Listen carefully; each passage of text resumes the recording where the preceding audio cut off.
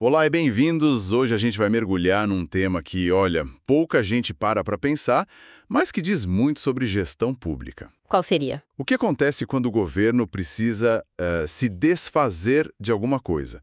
A gente sempre fala de como ele compra, das licitações. Sim, o foco é sempre na contratação. Exato.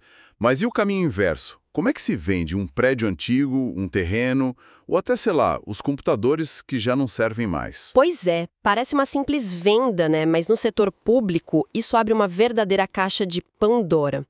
O material que a gente analisou, já com base na nova lei de licitações, a 14.133, mostra bem essa tensão. Que tensão! A de sempre. O governo deve buscar o maior preço possível, a qualquer custo, ou existem outros valores em jogo? E é essa a nossa missão aqui. Desvendar a regra geral para vender o que é público, que a gente já imagina ser super rígida, mas principalmente entender as exceções. E aí o tema fica interessante. Muito. E já dou um spoiler. Tem situações onde a lei não só permite, mas ela obriga o gestor a não fazer licitação. E isso é fundamental, porque alienar um bem público não é só fazer caixa. É uma decisão estratégica, sabe? Envolve justificar por que vender é melhor para a sociedade do que manter. Envolve uma avaliação criteriosa. Criteriosíssima para não lesar o patrimônio. E, no fim, um procedimento que tem que equilibrar o dinheiro que entra com a finalidade social daquele bem. É um campo minado. Ok, vamos analisar isso então. Para começar do começo, um município decide vender um carro da frota. Qual é o ponto de partida? Não dá para só botar uma placa de vende-se, imagino? De jeito nenhum. O ponto de partida, e o artigo 76 da lei é bem claro nisso, tem duas exigências básicas. A primeira é o que a lei chama de interesse público devidamente justificado. Ou seja, não basta querer vender. Não. É preciso demonstrar, num processo formal, por que a venda daquele carro é mais vantajosa para a coletividade do que mantê-lo. Tipo, o custo de manutenção está altíssimo, a quilometragem tem que ter um porquê. Certo, uma justificativa técnica, não um mero porque sim. E o segundo ponto? O segundo é a avaliação prévia, é obrigatório.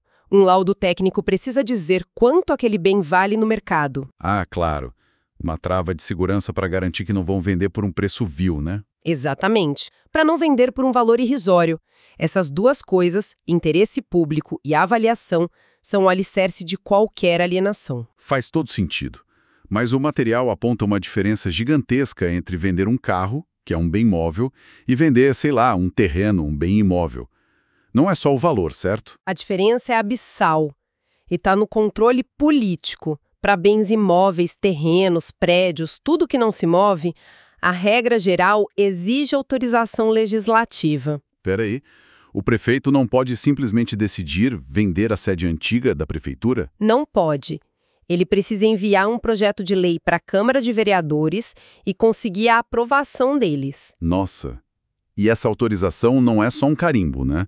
Imagina o debate político que isso gera. É o coração da decisão democrática sobre o patrimônio da cidade. O prefeito pode querer vender uma área para atrair uma indústria com a promessa de empregos. E a oposição pode querer que aquela área vire um parque. Exatamente. Então, o que parece um passo burocrático é, na verdade, onde a sociedade, pelos seus representantes, decide o destino do que é dela. Para bens móveis, como carros e computadores, essa autorização não é necessária, o que torna o processo bem mais ágil. Entendi. Então, temos interesse público, avaliação e, para imóveis, o sinal verde do legislativo. Depois disso tudo, a regra é licitar.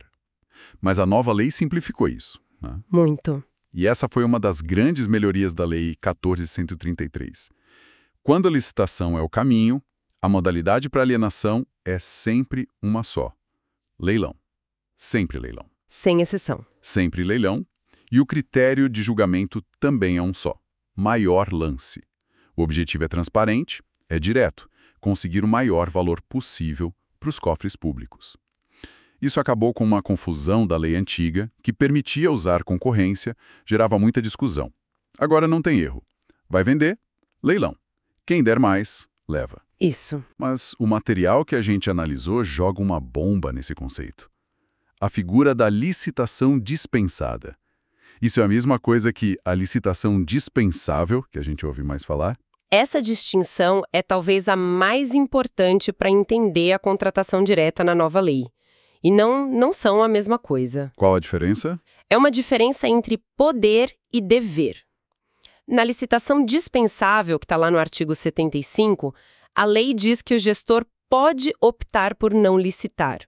É uma escolha, uma decisão discricionária. Ele avalia a situação e decide o que vale mais a pena, se é a contratação direta ou a licitação. Exato. Agora, na licitação dispensada do artigo 76, o cenário muda completamente. A lei determina que não se pode licitar. Como assim? Não é uma opção, é uma obrigação. O gestor é proibido de realizar a licitação naqueles casos específicos. Peraí, então a lei está basicamente dizendo que em certas situações, promover a competição com um leilão é ilegal. Isso vira de cabeça para baixo a lógica que a gente tem. Vira completamente. E o que é fascinante é que todos os casos de licitação dispensada se referem exclusivamente à alienação de bens. Mas, e isso é crucial, nem toda venda de bem público é por licitação dispensada. Certo, a regra geral continua sendo o leilão. Continua sendo leilão. A dispensada é a exceção, mas é uma exceção obrigatória. É uma ferramenta para situações onde o maior preço simplesmente não atende ao interesse público. Ok. Então, vamos para a prática. Em que tipo de situação a lei proibiria um município de leiloar um dos seus imóveis? Parece muito contraintuitivo. Os casos para imóveis, a gente pode agrupar em 3 grandes lógicas. A primeira seria resolvendo problemas financeiros. O exemplo mais clássico é a dação em pagamento. Dação em pagamento? Imagina que o município deve R$1 milhão a uma construtora. Em vez de tirar o dinheiro do caixa, ele pode quitar essa dívida entregando um terreno que foi avaliado previamente nesse exato valor. Nesse caso, fazer um leilão não faria o menor sentido. O bem já tem o destino certo. Exato. O destino é pagar uma dívida específica com um credor específico. Entendi. E a segunda lógica?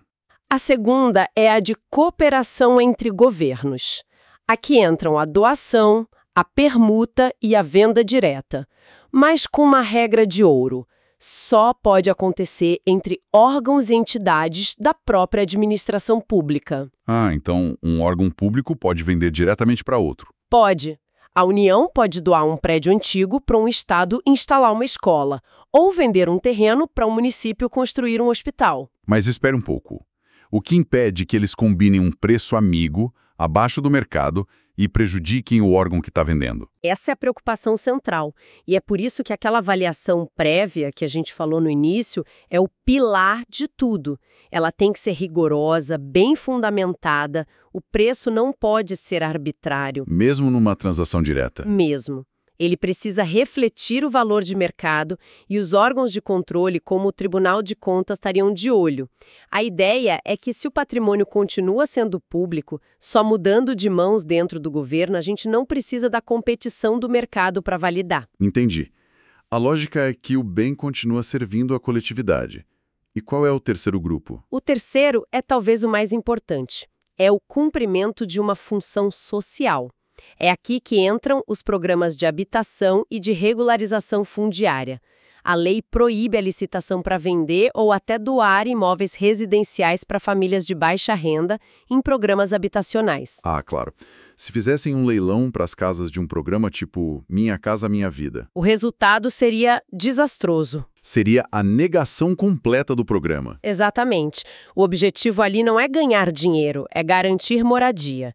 Um investidor com mais capital arremataria os imóveis e as famílias que deveriam ser beneficiadas ficariam de fora. Aqui a gente vê a lei fazendo uma escolha política clara. Ela está dizendo que o direito à moradia, nesse contexto, vale mais do que a receita de um leilão? Isso. É uma ferramenta poderosa, mas imagino que arriscada. A grande discussão nos bastidores deve ser: como garantir que esses imóveis cheguem a quem realmente precisa, sem desvios? Essa é a questão. A ausência da licitação abre essa porta, sim. Por isso, a fiscalização e o controle social nesses programas precisam ser ainda mais rigorosos. A lei tira a competição, mas a responsabilidade do gestor em garantir a lisura, nossa, aumenta exponencialmente. Ok. A lógica para um patrimônio que está no mapa da cidade, como um terreno ou um prédio, faz sentido. Mas e a montanha de coisas menores que a administração gera? Computadores velhos, mesas, carros batidos. A burocracia é diferente. Não se pode pedir autorização do Congresso para vender uma cadeira, certo? Certíssimo. Para os bens móveis, a lógica da licitação dispensada também se aplica, mas em outros contextos. A doação, por exemplo, é permitida. Um órgão pode doar computadores usados para uma ONG. Mas não é um cheque em branco. Qual é a trava? A administração precisa justificar formalmente que aquela doação é a melhor alternativa, considerando o interesse social. Ela não pode, simplesmente escolher uma ONG amiga. Isso me levanta uma dúvida. Como a administração se protege da acusação de favoritismo? Doar para ONG A e não para B? A escolha de quem recebe não deveria ser mais transparente? Talvez com um edital de chamamento público? Essa é uma excelente observação e um ponto de grande debate na prática. A lei não exige um chamamento, mas é uma boa prática de governança que muitos gestores adotam. Para dar mais transparência. Isso. Publicam o edital, estabelecem critérios objetivos, qual entidade atende mais gente, qual tem o melhor projeto, e assim a decisão se torna técnica e não política. Minimiza muitos riscos. E a permuta entre órgãos também funciona para móveis? Sim, e é uma ferramenta de gestão muito eficiente, permitida exclusivamente entre órgãos da administração. Uma secretaria pode trocar seus computadores usados por impressoras mais novas de outra. Otimiza recursos sem envolver dinheiro. E sem a burocracia de um leilão para vender e outro para comprar. O material também cita a venda de ações e títulos. Imagino que não se faça um leilão na porta da prefeitura para vender ações da Petrobras. Exato, seria completamente disfuncional. A venda de ações ou de títulos públicos seguem as regras do mercado financeiro, são negociadas na Bolsa de Valores. A lei simplesmente reconhece isso. E, por fim, tem um caso muito comum. É a venda de materiais que um órgão não usa mais para outro que precisa. Mobiliário sobrando, peças... Isso.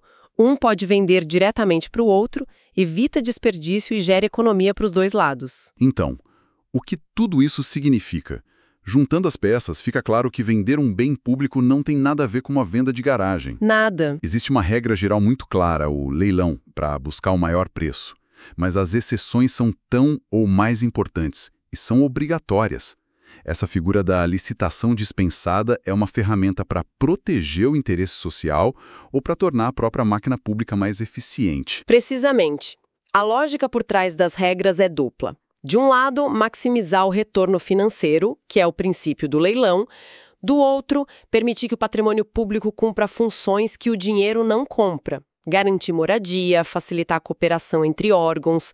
É um equilíbrio delicado. É a prova de que, na gestão pública, nem sempre o maior preço representa o maior interesse público. Às vezes, o maior interesse é não ter preço nenhum. Exatamente. E se a gente conecta isso ao quadro geral da gestão, essa complexidade toda levanta uma questão fundamental. Como o gestor público, no dia a dia, equilibra a conformidade com a lei e a busca pela solução que é, de fato, a mais benéfica para a sociedade. É o X da questão. Porque a decisão de enquadrar uma situação como licitação dispensada não é só aplicar um artigo. Carrega uma responsabilidade enorme, pois afasta a competição, que é a regra de ouro, e exige um nível de justificativa e transparência ainda maior para provar que aquela foi de fato a melhor decisão.